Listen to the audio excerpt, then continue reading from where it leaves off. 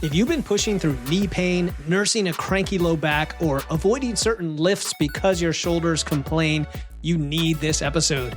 My guest today reveals why these three areas fail together, not separately, and how most training advice makes the problem worse. You'll discover why stability in one area affects pain in another, how to modify movements without abandoning your goals, and what actually builds resilience instead of just managing symptoms. Stop choosing between results and pain-free training when you can have both.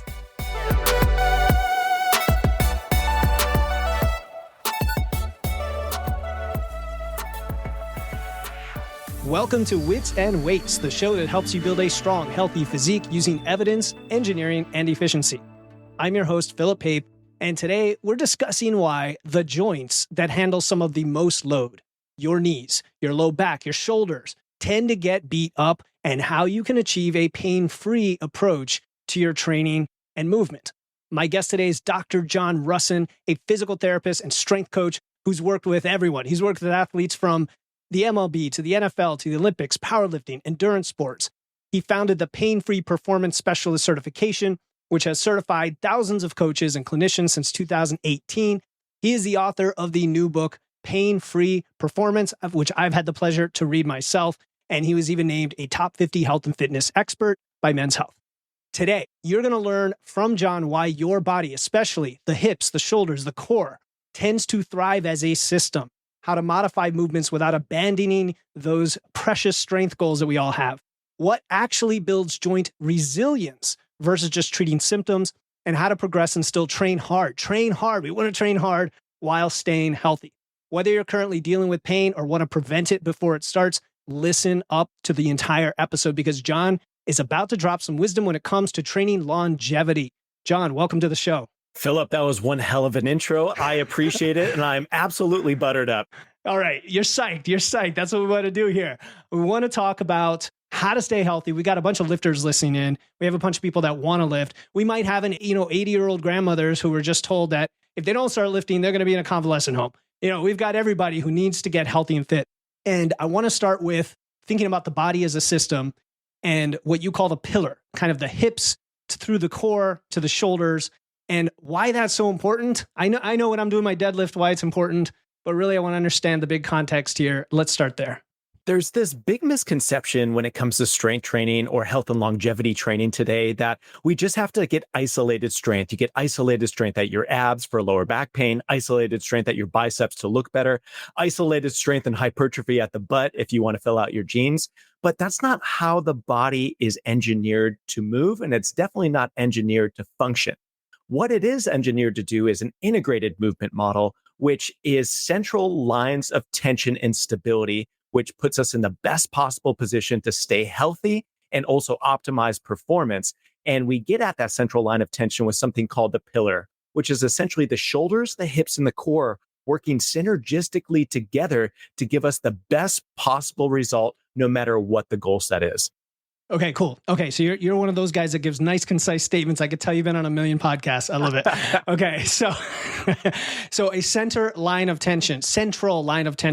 I think that's great, especially the word tension, because it reminds me of various cueing protocols with, whether just today I was doing T-bar rows. I don't know if you saw it on Instagram. Not sure if I'm holding the proper line of tension, but that's kind of what I think about.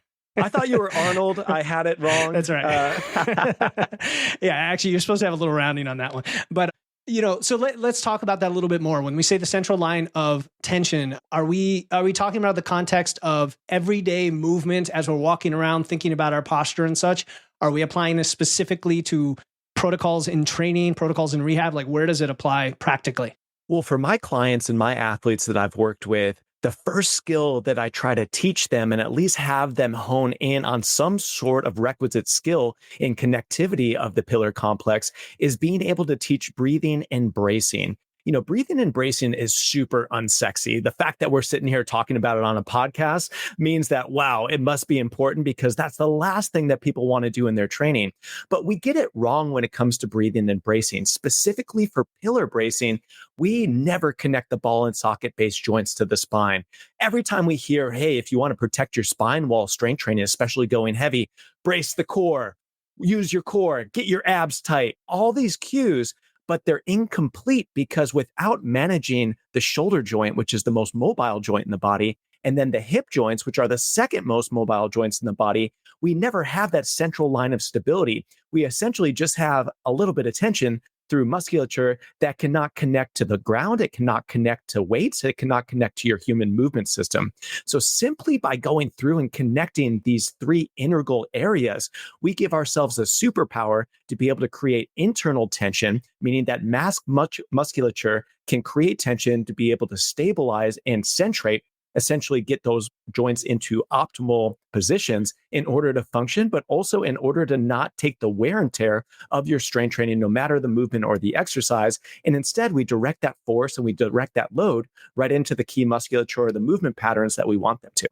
Yeah, and that's definitely speaks to me from a physical perspective of creating that solid end-to-end system of transferring load. When I think of physics and biomechanics, I'm a very nerdy engineering guy, and our listeners are as well. So they do love this stuff. They do find it sexy, by the way, breathing and bracing.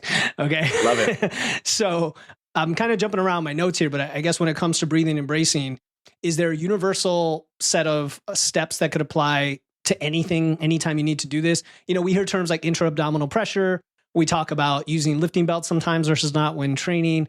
I know there are misconceptions when I see someone squat and they're like breathing out as they come up instead of holding the breath and things like that. Yeah. But are there universal tips somebody could take away, whatever they go and do in the gym next week, that they could apply? So the first thing that we need to do is have that connection point, be able to create tension around the shoulders, then the hips, then breathe in, brace around the core, and have this central line of tension.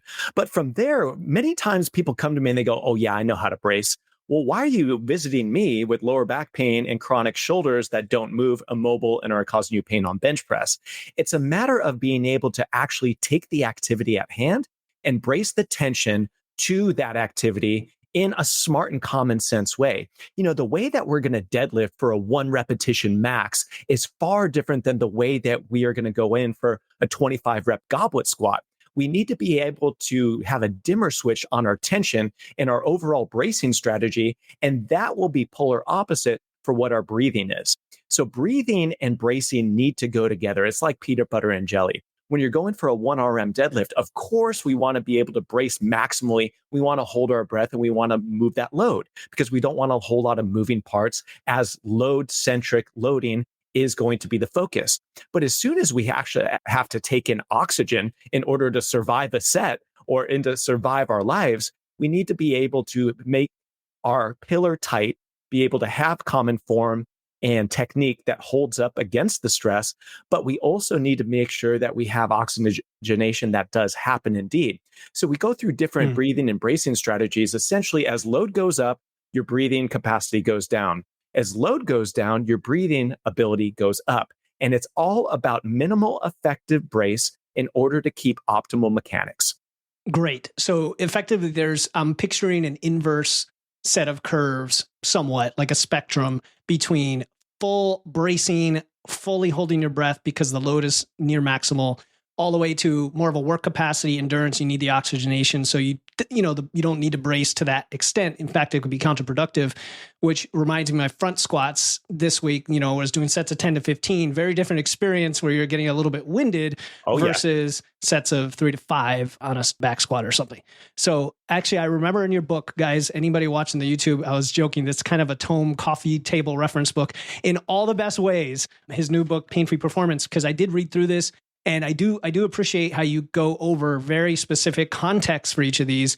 You have like ladders, you have different types of movements and rep ranges where you breathe in different ways. So we don't have to go through all of that on the show today, but I do want listeners to understand that context matters and the breathing and bracing matters. What I want to get into next, John, is training hard. I think you said in the book something like training pain-free doesn't mean training easy. It's training in ways that make you resilient without breaking you down. And a lot of people here modify for pain. I've got pain. I'm rehabbing this and that. And I'm going to take it easier. I'm going to go light. And unfortunately, a lot of doctors give advice that they don't specify what they mean, which side tangent, by the way, my mother-in-law, her doctor just said, you need to start lifting now and heavier the better, or you're going to be in a nursing home before long. So I appreciated a doctor saying that. But what's the relationship between like training hard and training smart, if that's the terms we want to use. You know what I mean? Our industry has had a pendulum swing, I think, over the last decade or two. We went from, hey, just go out and kill yourself in the 60s, 70s, 80s, up until the 90s. Hypertrophy at all costs, big lifts for strength and muscle building. Don't warm up. Don't worry about anything. It's all going to be good as long as you're as big as humanly possible. And then I think like late 90s into the 2000s, we got into this like quote unquote functional training trend. And everyone wanted to become a physical therapist. Everyone wanted to be a corrective exercise specialist. And all of a sudden, strength coaches and personal trainers were doing pseudo physical therapy on the floor of the gym. And we forgot to actually train for the physical capacities that give us that health and longevity, strength, muscle, cardio and endurance, all these things that are heavy hitters. And at Pain Free Performance, we are the middle ground on almost every single thing because I've been at high performance athletics and sports. I've been in physical therapy, working with people that are out of surgery or having marked pain responses. And I do believe that halfway between many of these extremist polarizing swings is going to be the right approach for many. But really what it means is that we need to be training as hard as possible in a concentrated and a focused way. And we need a standardized system in order to just do all the right things that we need to be doing for our health, longevity, orthopedically and systemically. But more so, we need to be avoiding the wrong things because it's avoiding the wrong things that actually push us forward in terms of our momentum decade by decade. And what are those wrong things? What are those wrong things, John? Wrong things, man. There's a laundry list of these wrong things, but I think the number one thing that people tend to neglect is their well-roundedness in terms of just being a functional human being. Like, I do believe that there are things that every single human, no matter if you're a child all the way up into an active ager, should be able to do with your body in terms of their movement patterns. But I also believe that there are physical capacities and characteristics that need to be able to be trained and maintained for a lifetime if we are going to indeed thrive. And many times we don't have that mindset when it comes to our training.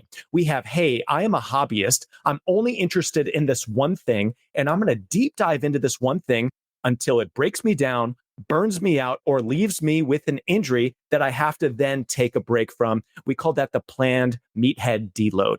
We want to avoid all of these things and just simply be a little bit more well-rounded in our training so we can have the ability to be pain-free, not suffer injuries, but also just function more normally in our lives, being able to do things with physical autonomy that we were meant to do. Physical autonomy. I love that. Yeah. Seriously, man, this lack of well-roundedness, we're all guilty of it, myself included. Some of it comes from time, right? Like, how can I do all the things? Some of it comes from, passion, where you get into something and you go all hog wild in it. Some comes from the dogma in the industry, I think, where the different camps say, like, this is all, you just need strength. That's all you need. Like, you don't, and I've come from some of that. And the more I get exposed to these things and talk to guys like you, the more I start to integrate all this.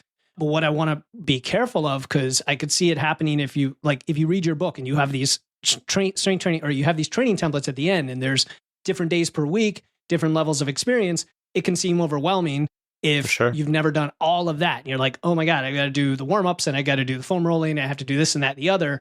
Where do you meet people in the middle when they're starting from that mindset?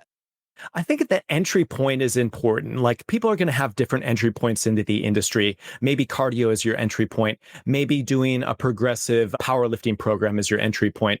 But if you train long enough, you are going to be humbled. It is not a matter of if, it's a matter of when. And that humbling usually happens through injuries. It happens through performance plateaus. You can't quite get what you used to get. And then all of a sudden, people make the mistake of going, hey, you know what? I'm dogmatic. I believe in this one thing. What's the fix to this one thing? I'm going to double down on this one thing instead of maybe going right or left of that one thing. Maybe if you're super into powerlifting, moving a little bit of hypertrophy and mobility will probably do you some good. If you're a cardio bunny, actually going into some functional strength training is probably the thing that you need. The rule of opposites definitely applies when it comes to hobbying inside of our industry. And I think that over time, people are pushed to become more well-rounded if they want to continue to do the thing that they love to do, which is training. I know that clients that I work with and many of my athletes, they're not worried about just training today. They love this. They are doing it every day because it's become part of them. And they want to make sure that they can do it into their 40s, 50s, 60s, 70s, and beyond. And that doesn't happen by changing what you're doing at 70 when you're all broken down and hurt. It changes with what you decide to do today, just little by little, to be able to incorporate base things that, again, we should be able to do. And I like the lateral. You mentioned lateral, I think, in the previous response, but because I think of lateral thinking, like getting out of the box, same thing, physically lateral, which means start from where you are today and then branch out. And it reminds me of some guys I follow who I'm actually running some of their programs for that very reason, like Jeffrey Verity Schofield. He'll throw in cardio 2 days a week to his training programs, and it's like, it's in there. So if you're a lifter who's used to following programs, you're like, cardio's in there, I'm just going to do it. It kind of gets you to do it. Or Brian Borstein, who's into more of the, I guess, the high rocks kind of level of a little bit more elite hybrid athleticism. Cody McBroom, we had Chris Gethin on the show. I think his episode's coming out right before yours. And I think it's important because for a while, I personally was in the starting strength world, and there's a lot of value there for sure. I mean, I credit that with a lot of strength development, but then there is looking down on a condescension against, anything else, right? Right. And I talk bad about CrossFit sometimes, but only from the perspective of when people do it, have bad form and they're slamming out reps and they're getting injured, there's something to be said for that. So with this context, then going back to the pillar, maybe that's where we can start. And we talk about like referred pain and why people have injury and why people have pain.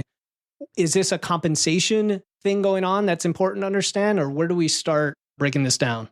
I think 30 years ago, when you look at the greater body of evidence and research, and then you look at professionalized education within the universities, spent way too many years there, we thought that this pain thing was just a pure mechanical approach to movement. Hey, if you move in this way, you will have pain and you will get injured. And today that's laughable. You're just like, what? Like a biomechanics course showed me how to be pain-free for life. If that was true, we wouldn't be dealing with the chronic pain and injury cycle that we are currently seeing amongst our active population today here in America.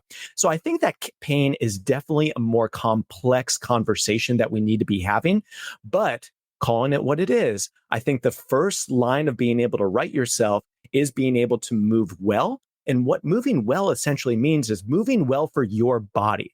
Your particular body, your limb lengths, your joint types, your body size, and being able to take that and look at your skill set and be able to customize your positions and know very well that not everyone is going to look exactly the same way as they squat.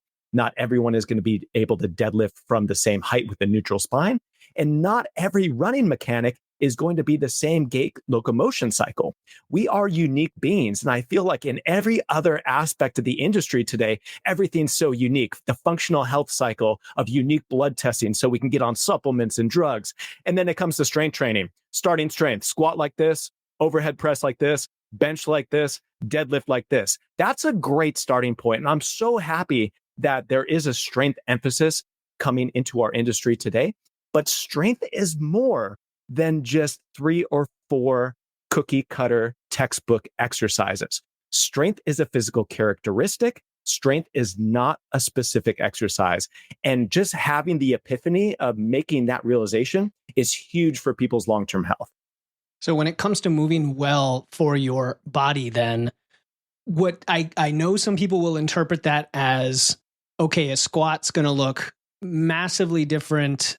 And I have to, where am I trying to go with this? People always go kind of to the extreme of this. And I think what you're saying is because of your anthropometry, because the angles are different, the principles you're trying to adhere to, which are universal, like, I don't know, vertical bar path or efficient movement, yes, are going to translate to a different angles between the hinge points or something like that. Right.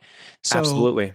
So maybe elaborate on that. Thinking about the squat specifically, how should someone be thinking about this when they hear this episode? They're like, okay, I'm finally going to start squatting. And now I want to practice in my living room without a bar. What are they thinking here?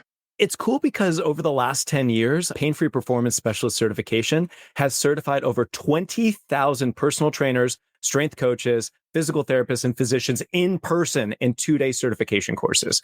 So in that amount of people, you see a lot of different movement. And you not only see a lot of different movement from people, you see it from experts in movement. people that know their shit, people that have been training their entire lives, people that do this for a living. And I think when we first started running the certification, the squat was the first movement pattern that we were like, I know that there's some diversity in the squat pattern in terms of identifying somebody's most optimal squat pattern, but wow, after 10 years, the diversity that we see weekend to weekend in terms of our certification courses is absolutely wild.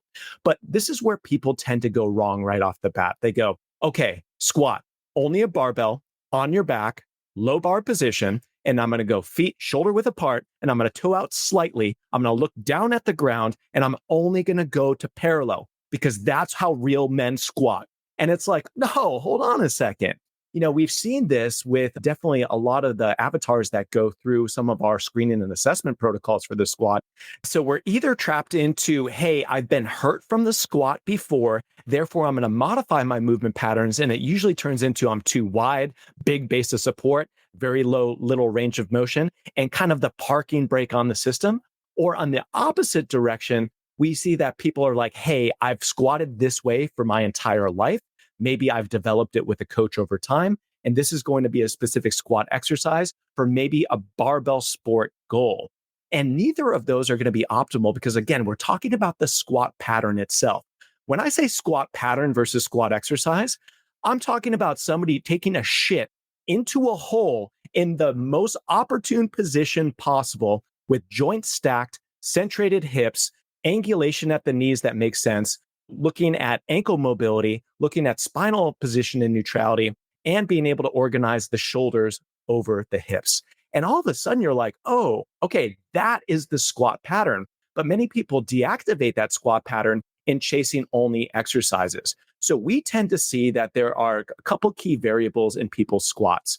Yes, the stance is going to be wider or more narrow. The foot abduction position is going to be out or in. And then we're going to see the knee is going to be forward or more vertical shin. And then we're going to see the torso angle is also going to be more forward or more erect. And then the thing that usually gets lost, because what I just described is very sagittal plane and unidimensional. What gets lost is, hey, what's underneath the skin? What's underneath that glute? What is the hip type actually look like? Because that's where we tend to see the most amount of success in unlocking people's ranges of motion, getting them out of pain at their knees, at their hips, at their lower back, and being able to actually be strong and stable in their best squat position. And this is something that we go through in the Pain-Free Performance book and also the certification course called the hip quadrant test. Essentially, we are able to type your hip in a matter of 1 to 2 minutes. You can even do it on yourself from the protocols in the book to be able to look at where you should actually be at the bottom of your squat and what the glass ceiling is for you to be able to get in this position and be able to build a skill set up so you can get into that position under load. And then the goal from there is to be able to train and maintain that at least 1 time per week in your programming forever. And then the other 2 or 3 times per week that you're doing a bilateral squat pattern, go into specialty, go in for some different muscular targeting, go in for some load capacity work at partial ranges. The sky's the limit in terms of diversity, but what people are missing is that they're not doing the foundational pattern, and instead they're only doing the partial pattern with specific goal sets, losing the pattern in its essence itself. Yeah, what you talk about again in the book, and I'm happy to promote this book only because, guys, if you check this out, whether you get the digital or physical when it comes out, there's a lot of progression and context and building from essentially nothing up the ladder, not just with what John mentioned, range of motion and your own biomechanics, but also the types of movements and making it as accessible as possible and kind of working your way up. Like I could see myself on those different spectra where, okay, right here, I'm close to the top. I'm pretty confident. Here, I would probably step back a bit and work my way up. And then you also mentioned targeting different muscle groups and things like that. I've had Andy Baker on the program several times. I love Andy because he came from the starting strength world, but then has branched out and realized the importance of variety effectively, not for its own sake, but because of what you just mentioned. And we had a whole discussion about squatting and ultimately the million ways you could squat and different types of exercises. It's not really about that, right? It's achieving the right movement pattern. And look, if you have the right movement pattern and you progress over time, you're going to get massive results, whatever squat patterns you decide to do. And a lot of that comes down to what's fun to you and what do you want to train with too, right? So Anyway, I don't know where I'm going with all that other than to say it makes sense to be methodical about this, whether it's buying your book, reaching out, going to YouTube, listening to podcasts, practicing thinking, being mindful. Let me ask you, John, when you're in the gym and you're training, do you listen to music or do you think with your thoughts? How are you mindful about your lifting? I've been quote unquote raw dogging my sessions lately. I know that was a popular term of like guys going on a transatlantic flight and not listening or watching anything, but that's what I've been doing. But I follow my own programming. I go inside of the Unbreakable app and I subscribe to it just like every one of my other members does. And I find liberation in that because I know I'm going to be getting the diversity of movement patterning that I need. I get the distribution of volume throughout the patterns and the exercise selection that I need. And I also kind of have the same goals as everybody else. You know, nearing 40, being a dad that coaches baseball and basketball, you know, being a husband and a business owner, I got 60 minutes to hit it. And I know that I need to be focused. I need to be on rest periods. I have different key performance indicators, strength movements that I'm chasing. But I also want to have that feel of moving well, being mobile, and also like tapping into an athletic potential, even at my age where I never want to lose track of athleticism and power. So like the programming that I do right now, I stay very focused in on it because I just follow the app and I do exactly that. And then I track it. And there's a reason that that works for accountability and just staying on track, because today it's super easy to go to Instagram and lose 10 minutes between a set. And it's definitely easy to program hop while you're doing an actual program just because of all of the very superficial resources that we have at our fingertips. Yeah, so raw dogging it, following a program, making judicious use of your rest periods and not getting distracted while you lift. And I can raise my hand being guilty of that sometimes where I'm like, okay, I'm an entrepreneur and I'm lifting weights, go. Do both at the same time, you know? But so, okay, maybe roping back a little bit to the framing of this episode on pain, specifically where people get a lot of the pain, which is low back or shoulders or knees. Maybe looking at the low back, that comes up a lot. Low back fatigue, low back pain. And then sadly, a lot of people just have something pop, have to have a surgery. I know someone, she's a power lifter. I've always thought she's lifted great and she's been competitive, and she had to have a microdiscectomy recently, but she also got a lot into running and rowing, which she hadn't adapted to as much as her lifting. So who knows where the issue was? People are like, what do I do? Where do they start thinking about protecting? I even like the word protecting sometimes because it sounds like too much in a shell, like safety, but basically fortifying their back. I think the two patterns that are going to be super back intensive and also back sparing are going to be the hip hinge pattern and the single leg pattern. We call it the lunge at pain-free performance. But when it comes to knee pain, when it comes to lower back pain and really shoulder pain, those are going to be the big three in our industry today. Like we have to have a good foundation of biomechanics. Like we've already talked about the foundations of finding your unique biomechanics that work for you. But I didn't add the next layer to this, which is once you find your unique biomechanics, cool, that's your central line on a spectrum. Be able to add diversity and range of motion and different muscular targeting and different rep ranges and different rep speeds and all these different methods and modalities that we can start throwing on the system strategically over time, not all in one single training week, is going to be the recipe for long-term success. But with the lower back specifically, I tend to see that people neglect the hip hinge pattern because they go, I've hurt myself deadlifting before. Well, what's a deadlift to you? Well, it's a conventional stance with a barbell on the ground, of course, and I am hoisting that thing up at all costs. And in our research at Pain Free Performance, we've seen that people are unable to keep a neutral zone of spinal neutrality 93% of the time when doing a conventional barbell deadlift off the ground. And this is out of a more pure hip hinge pattern. So essentially what happens to people is that they think this arbitrary exercise is the be all end all of everything. But what if you're one of the 93% that can't even access that bar off the ground? You're going to be doing one of two things. You're going to be using mechanics from the squat, pushing your knees forward, rounding your lower back, dumping your pelvis in order to get yourself wedged in that position. Or you're going to be going through and putting undue stress directly on the spine, being able to try to force in a hip hinge that you simply don't maybe have the range of motion or the mobility or the hip structure to be able to achieve. And there's very rarely a time where we bring somebody right from, hey, you had pain, hey, you had an injury, let's go right back to picking something up off the ground. Many times, this is the pattern that is in dire need of a rebuild because people have not just pain and injury backgrounds mechanically, but it really fucks with your mind. When you blow out your back and it is deteriorating to your lifestyle, not just your training, but your lifestyle, you're going to think again before you go back in and train that, or you're just going to be lost and able to really take the most out of the highest yielding movement pattern that we have. But I would say about 40 to 50% of people today attempting to strength train are neglecting, if not disusing fully, the hip hinge and the deadlift. And this is really problematic because we say that it is the most injurious movement pattern, but it is also the movement pattern that will protect the most. So where do we go on this yin and yang? And it's back to a strategic rebuild of trying to put the pieces together stronger and healthier and more customized to your specific needs. The yin and yang is a great way to describe it, because I sometimes have trouble communicating to people that a deadlift done wrong, it could hurt you, and a deadlift done right could save you, right? It's the same principle. And of course, and you called it the highest yielding movement pattern we have, which again, I love the deadlift. Personally, I love it. I think my body is built for it way more than the squat, and that could just be an excuse not to get my squat up.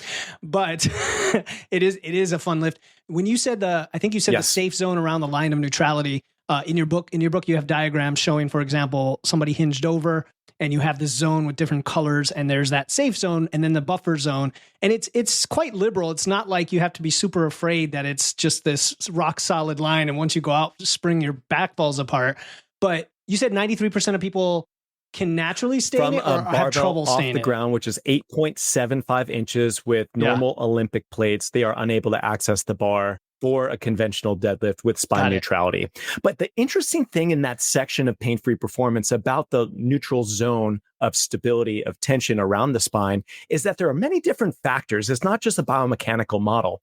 Our zone of neutrality goes out and it comes back in based on your preparation at hand, based on your skill, based on your sleep cycles, based on your past injury history, based on your training loads and volumes, based on a exercise being a mismatch for your unique biomechanics versus something that actually is a good match for you. There are many different variables that actually affect your neutral line of tension and your zone of neutrality. And this is something that I was super proud of in the book because I haven't heard a whole lot of people talk about this before. They're so black and white when it comes to spine neutral at all costs. You know, you hear the kettlebell community going, perfect spine neutral while kettlebell swinging.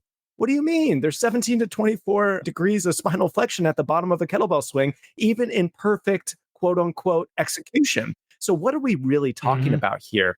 What we want to be able to mitigate the risk away from is having rapid force eccentric flexion of the spine under load. What that essentially means is like, hey, you're out fishing, you got a fish on the line goes like this, it bends the line and it bends your hook. And all of a sudden you're like, whoa, okay, I got that fish. But you don't want to do that to your spine. That is something that when we do see injuries, they can happen in many different types of ways. But I tend to see the injuries happen specifically on the hip hinge pattern with that rapid force eccentric moment as we're coming up out of the hole off the ground. Usually that first 2 to 5 inches off the ground is where people tend to lose their central line of stability. They lose their spinal tension. They lose that zone of neutrality. And they end up, if they are having all those other factors line up correctly, unfortunate for them, they end up with an ache, pain, injury, flare up, whatever you want to call it.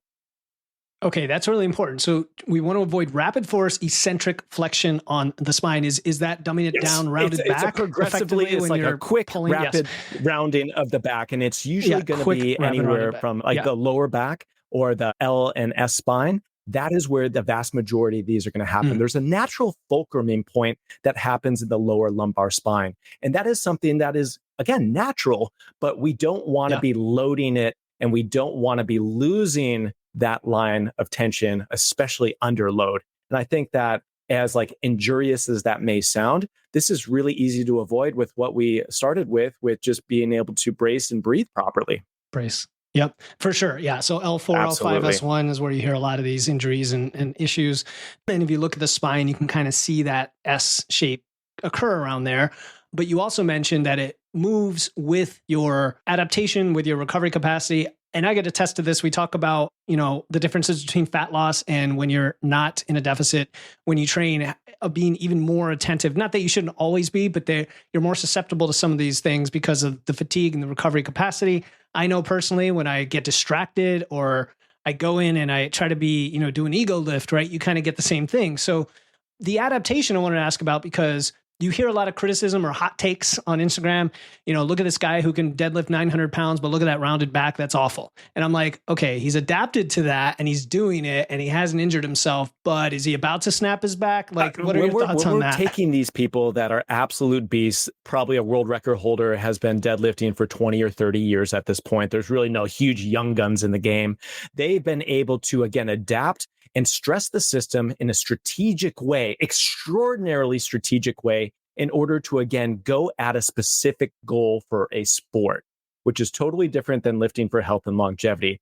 But I have personal clients that I work with that you would look at their deadlift form and be like, oh, he just hoisted 950 and he had a rounded and kyphotic spine at the thoracic. And then maybe he's probably even rounding at the lumbar spine. But the big difference between that rounding setup for these guys that are absolute anomalies, if I'm just calling it out, is that they never get pulled into deeper flexion rapidly. They maintain that flexion point and they don't have a net positive flexion point at the spine. I think that's the big differentiation factor. That, and they've done deadlifting so much volume with so much intricate technique work that they are masters of this specific skill out of this specific position. And their body has normalized it in terms of the way that they have calloused their system. Yeah. The speed at which the angle changes and the force gets applied is a direct function of the maximum force that's getting applied, right? F equals ma. I think about discussions I've had recently with lifting buddy of mine, how much we love pauses these days. We're both in our 40s and we like pausing at the bottom of a lot of our movements. Take out the stretch reflex only because sometimes that is where you're prone to have those high level of force from the stretch. Not that it can't be also beneficial and you can build the resilience and adaptation, but it's what came to my mind. Anytime that you take a movement pattern, whatever movement pattern it is, squat, bench, deadlift, whatever, and you take it to its X amount of available range of motion, and then you play and you dabble between compensatory range of motion and authentic range of motion, you're in this intermediate range where all of a sudden you don't have the active stability neurologically or mechanically that you probably should have. And you're using compensation, whether that be momentum, whether that be using like the tendo-osseous junctions to be like rebound and ramp up out of a squat, whatever it may be, those are things that maybe not line up well for your long-term health. People are always like, oh, well, what do you think about the butt wink in a squat? Like, I hate it. Like, if your goal is to feel awesome and just like be jacked at 45, like probably the butt wink has no place in your programming. But if you're going to go to the CrossFit Games at 45 and try to compete for a medal, like that's a totally different story. So there's always two sides of the coin. But I do believe that any time that we can be a master of our movement, and then we can dominate a movement and then diversify that movement little by little to be able to add variance, and that is going to be a more well-rounded spectrum of the human movement system. For sure. Yeah, no, I love that. And you also mentioned the lunge when we talk about the hip and shoulders and that pillar. And it's funny because I just started a new cycle of a program that does have walking lunges in there, which I like. But they also have 1.5 walking lunges, which are quad burners, right? You go down, come up halfway. You know what it is. Just explaining for the listener. Go all the way down, come up halfway, go back down. So you've just like used the lengthened position without relieving much tension, and then come back up into the walk. And you'll find you can't do nearly as many of those as the single walks. But where does the lunge fit in here? Because it is one of your 6. The lunge is the most detrained. The hip hinge nobody wants to do. Yeah. Ignored, they are ignored because Dave Tate, an ex-client of mine and a mentor of mine, said it best when I was working with him at Elite FTS. He goes, John, this sucks. I had him doing split squats. He goes, this sucks because it's half the amount of weight and it's twice as hard. And I'm like, man, you just said it. And that line is right in the book too. But when it comes to the lunge, I think it's misunderstood and it's also neglected because it's going to be hard every single time. Unilateral based lower body work is going to be very demanding in terms of the muscular system, the stabilization system, the neurological system. and the sympathetic system is really going to be heightened up because of the balance component to it.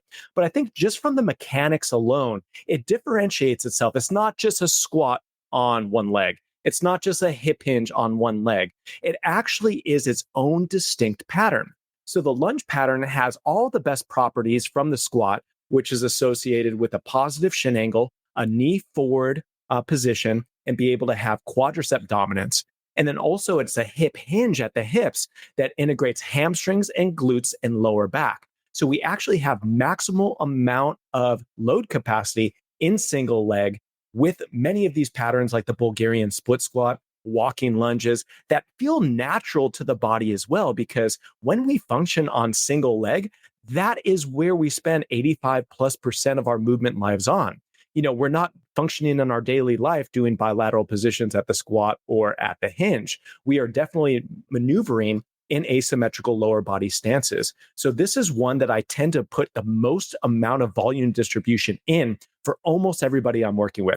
Probably the highest with athletes, the second highest with like the 35, 40 plus population, and then the third highest amongst people that want to get super strong unconventionally, usually coming from more of a barbell background. But usually with a lower body day, we're distributing anywhere from 50 to 70% of total volume in asymmetrical lower body stances, which is essentially our lunge pattern from Pain-Free Performance. Okay, yeah, and that is definitely higher than the traditional most people would see. Oh, yeah. And it sounds brutal, but I get it because reverse lunges, I don't know if you put Absolutely. step-ups in there, but to me, those are hard too. And, split squats, there's memes galore about split squats, being the worst of the worst, right? But again, we have to change our mindset and think like how beneficial that is. I mean, you mentioned stability and balance and everything. It's like, raise your hand if you're listening and you've tried a walking lunge and you're like, are just trying to stay up straight, let alone with a bar on your back if you're not doing dumbbells. So yeah, I thought that was interesting because a lot of people reduce the movement patterns to exclude that. And I think I am coming around to your way of thinking here. I think it's really cool. Yeah, just going over the years, chasing like we call it functional meathead. Functional meathead is we're going to take some like easy-ish exercise, something that you'd see in physical therapy, and we're going to push it to the absolute limits. The chase over the last like 5 years or so has been Bulgarian split squat 5 RMs. How heavy could you possibly go out of different loading positions?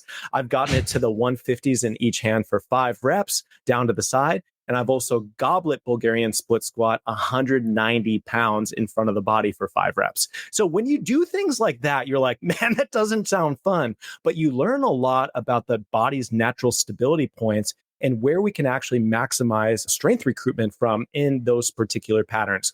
Knee forward position plus the hip hinge is going to be strong. It's going to be stable. And it's also going to be able to mitigate risk of knee pain long term, because we get into the deep knee flexion, and it's going to be able to spare the spine because we are on an asymmetrical stance at the lower body, and essentially our pelvis can rotate in opposite directions, and the stability factor is far different than in the bilateral counterpart. So when you think about doing stuff like that, you're like, yeah, this is where this pattern makes sense. If you're just setting up for a Bulgarian split squat for a set of 5 with a 10-pound dumbbell, and you're like, oh, this seems easy. I can keep a vertical shin. I can put my knee forward. I can do whatever I want. That's fine. But when you actually push things to absolute maximal load or maximal challenge, your body will find its natural righting mechanism, put you in a strong and stable position. And the thing I want people to take away from that statement is where you are most stable is probably where you're going to be the strongest. And where you are the most stable and the strongest is where you're likely to be the safest. Right. Got it. Okay. Yeah. And so again, we have to train hard is also part of the part of the equation. And that was a good segue to knee pain because you mentioned the knee flexion and how this supports the knee. We talked about patellar, the tracking and the knees forward. There's a lot of, I'll call it mythology around that because people will reduce the, form check to, oh, your knee's traveling too far forward, not thinking about the system. So what are your thoughts on that? And in general, knee pain, maybe the use of knee sleeves, like the whole ball of wax? One of the biggest mistakes that people will make if they have that generalized chronic front-sided knee pain is that all of a sudden they'll go and Google it and they'll be like, oh, I need a knees over toes program. I need to be forcing my knee forward in the most biomechanically disadvantageous position possible while it's hot, while it's hurting. And sissy squats. Yeah, sissy squats. There's a bunch of different exercise variants with that, but that's the opposite thing of what we would recommend at Pain-Free Performance. If you are dealing with hot knee issues, like, hey, this thing actively hurts right now and has been kicking my ass for a number of weeks, if not months, that's the time where we pull back and we actually back down into some simple biomechanics. If we can manage where the knee is relative to the ankle, that is going to take the distribution of our loading through our body, and it's going to put it onto different key musculature into different patterns in different ways. So the more vertical we can keep the shin, the more the posterior chain is going to be involved. Hamstrings and glutes, if we can get stronger at both of those places, that is going to be putting us in a nice position long-term to have pain-free knees. But we don't want to just stay there, because I think many times people just end up staying there. Their squats are vertical shins, their lunges are vertical shins, everything that they're doing is vertical shins. And guess what? When we walk, we don't have a vertical shin. When we run, when we sprint, when we change the direction and being an athlete, there is never a vertical shin. There's a knee forward position and there's a dominancy of being on the toes versus the heels. And that's something that we need to grade and scale back into.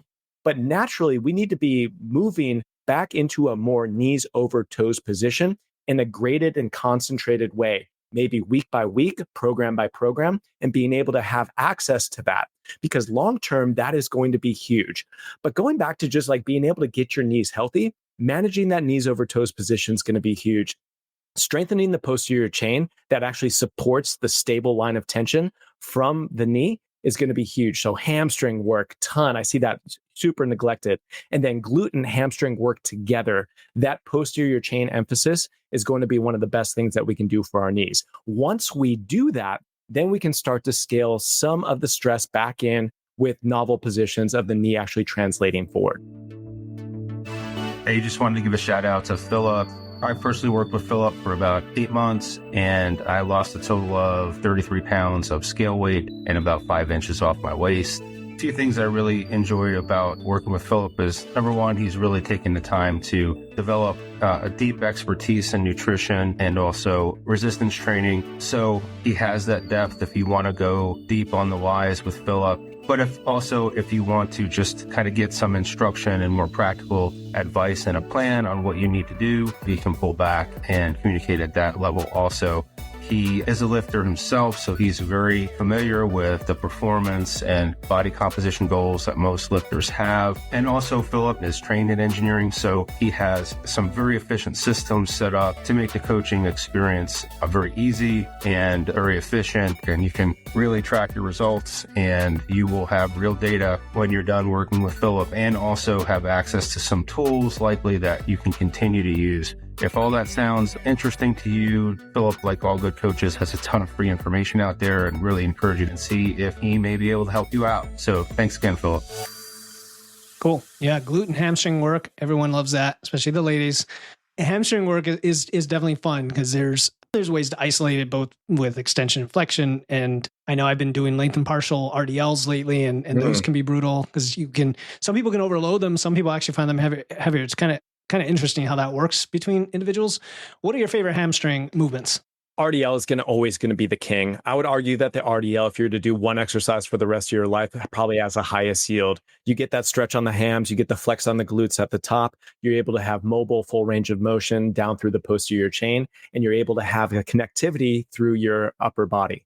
Like, it is awesome. And it also gives us the ability to train the core and the spinal position at an isometric. Like, it is a super high yield. But I'm a big fan of hamstring isolation work as well. Like, not always going to be jumping into the machines, doing a machine circuit like it's Global Gym. But when you go to seated and lying hamstring curl machines, those are two of the only machines that I will routinely be able to program in, because there's really nothing else like them in terms of open chain mechanics at the hamstrings that will be far different in terms of the mechanics and the properties of the joints and the stabilization patterns than standing on 2 feet and doing something like an RDL or a split squat with a hinge emphasis or something that lengthens out the hamstrings. But really, we like to also have diversity in terms of our tool sets there. Anytime that we can get sliders out, anytime that we can get suspension, band work, that is going to be huge for hamstrings. And remember, the hamstrings aren't just one muscle. The hamstrings are hamstrings, and then we have adductor groups of the hamstrings as well. So anytime that we can get out into the lateral planes of motion, that is going to act for hamstring stabilization at the hip down into the knee even more. So you really can't go wrong having big, strong, meaty hamstrings, because they're not only aesthetically pleasing, but they are so functional for almost every goal, whether it be trying to mitigate low back pain, being able to bring up your glute hypertrophy, or just protect your knees long term. And they make your legs look good. Let me tell you, because it's like the triceps of the legs, right? People think it's the biceps, it's the triceps that make your arms look big. But no, that it's funny you mentioned the sliders and stuff, because I used to do CrossFit and they had the rollers and stuff. My daughter's doing a little physical therapy for her. She dislocated her knee not long ago. And they're like, Dad, have you ever heard of sitting in a chair and pulling with your legs? I'm like, yeah, I bet that hurt. That you feel that in hamstrings, don't you? Because it's just even doing that, you can see how weak you are sometimes when you do those. That movement, which is more like the leg curl type movement. I know we're getting low on time. I did want to talk about the shoulders, honestly, because I personally have had rotator cuff surgery. There's probably a lot of things I could have done different myself over the years. I am where I am, but it's a very epidemic thing among lifters who are older. Bar none. I mean, shoulder issues all over the place. Some people avoid overhead pressing altogether. Some people are in, shortened range of motions, using the pausing, having to vary up their grip and width and all this. Trust me, I know. So when it comes to the shoulder pain, are there, again, movement pattern issues that people are doing too much? Or is it trying to go too hard on overhead, doing it the wrong way? Like, where's all this come from? We have an obsession with the mirrored muscles. I think it's as simple as that. The mirror muscles are going to be your abs, they're going to be your biceps, and of course, the chest. And if you're not training chest on Monday, are you really strength training? And as funny and as stupid as that sounds, if you go in and watch any single gym across the world as I've been to, you're going to see that the bench press is the number one exercise for every male in that gym on any given day. And all of a sudden you go years, if not decades, of overtraining the push and neglecting the backside of the body with the pull pattern. And we tend to run into some problems, especially now, because we are so glued to handheld technology with our phones. We're on our computers. We're sedentary more than ever before. And we have a bigger need to actually reverse these sedentary postures with pull patterns that put us into extension, external rotation, and abduction at the shoulders. And this is the opposite of what most people are training.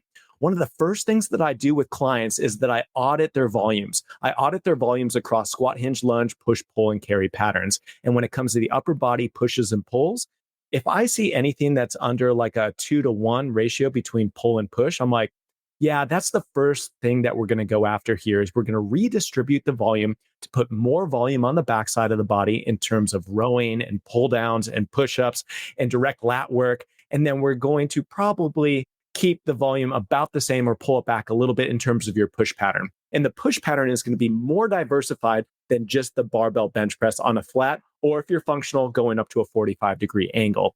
And that tends to really be humbling for most people because they go, oh shit, I need more face pulls. I need more rows. I need more unilateral work in the pull pattern. And I need to be able to diversify away from just the barbell. I love barbell bench pressing, and I would say 60 to 70% of my clients will barbell bench press. But we also are training many different ways in terms of landmine pressing and dumbbell pressing, working with bands and having kettlebells. And there's so many different ways to be able to train the push pattern. And the easiest one is the most accessible to everybody is simply doing push-ups in a closed chain, getting your hands on the ground and allowing your shoulder blades to actually start moving again. That is going to most likely be the pattern where we start the rebuild process from if you're dealing with shoulder pain and past injuries. So much wisdom here, guys, if you're listening. I mean, I'm just like smiling inside, John, because a lot of what you're saying, I've had to learn through hard knocks. And I'm not saying I know everything but it just resonates so hard with me because for me personally, for anyone listening who's been following my shoulder rehab journey, things got kind of acted up about a year after my surgery and things started to take a turn with bursitis and issues like that. And I'm still working through, but a lot of the advice I got and talking to guys like you, not you, but guys like you, were trying to do more pulling movements and try to really strengthen the back part of the upper body. And, just today I was doing neutral grip pull downs and T-bar rows. And I'm really getting into more of that. I like that 2-to-1 ratio because it's a nice prescriptive way to think about it, where if you're doing 6 movements, then 4 of them should be pulls rather than pushes. And what are your thoughts on like barbell rows and movements like that have other translation to the posterior? Do you find them even more effective, or can they be kind of limiting because of the weight? Like, what are your thoughts? I program almost everything. I do not program traditional barbell bent over That's rows. why I asked. I saw that in your book. I wanted to ask about it. One of the reasons that I don't is not that I think everyone's going to be injured first time that they do it. That's not the way the body works. But I do think that it's just not the best way in order to train the back directly. Mhm. When we're thinking about holding a hip hinge, we just mentioned that a lot of people have trouble hip hinging in general. But now I'm going to ask you to hold it for 30 to 60 seconds in a hard isometric and not give up the position whatsoever. And then I'm going to put your hands in a fixed position on a barbell in an arbitrary distance apart.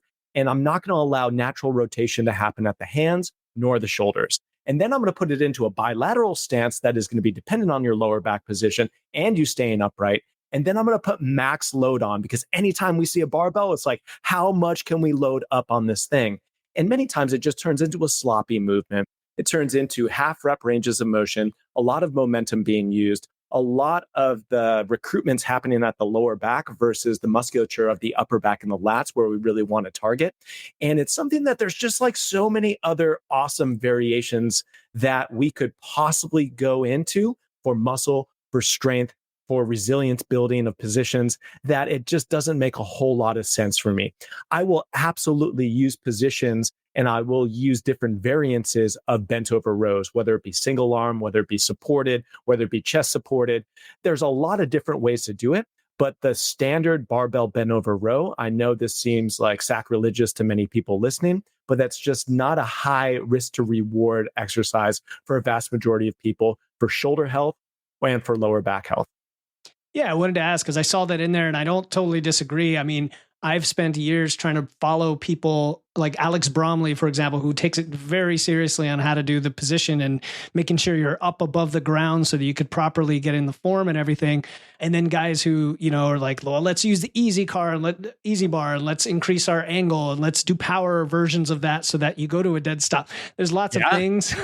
and maybe there are some other benefits like the isometrics, but you get that from deadlifting as well. So I hear you, man. And I personally have really started to enjoy like T-bar rows and cable rows and things like that, and really feeling it hit those spots more directly. But to each his own. Obviously, if you can progress safely and do it and you want to do it, we're not saying not to.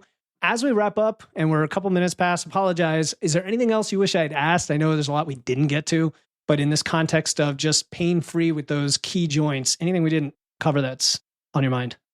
I think that as we get older and as we have more mileage on our system, we will all be pushed to be able to evolve and change so we can continue to do what we love to do. And you said something that really resonated with me. It was like, yeah, I had to gain this wisdom because I had shoulder pain. I had to go into surgery. I had all these injuries over the years, but I love training, and clearly we do. But I think Pain-Free Performance is a 600-page resource on things that I have made mistakes with, things that I've been mentored by, and the system that you could simply run to plug and play pain-free performance model that simply keeps you healthy and works for your body uniquely. We don't have to give up what we love to do. I would never tell anyone that. Leave that to the doctors and the poor physical therapists out there. What we want to do is be able to line you up to do what you want to do forever, but it does take a little bit more concentrated work and a smarter system to achieve that. A smarter system to do what you love to do forever. Love it, John. All right. On that note, where do you want people to find you? Besides, I'm going to promote it for you again. Pain-Free Performance, the book. I think it's still available for pre-order because it doesn't come out till, well, around when this episode comes out. So look it up. We'll include the link to that. Anything else where you want them to reach you, John? Any social media is at Dr. John Rusin on Instagram, on Facebook, also on YouTube. And you can check out our websites over at painfreetraining.com. and also drjohnrusin.com.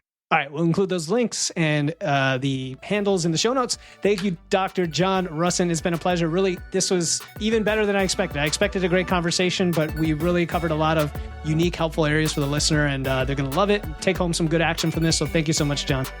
Thank you so much for having me. This was fun.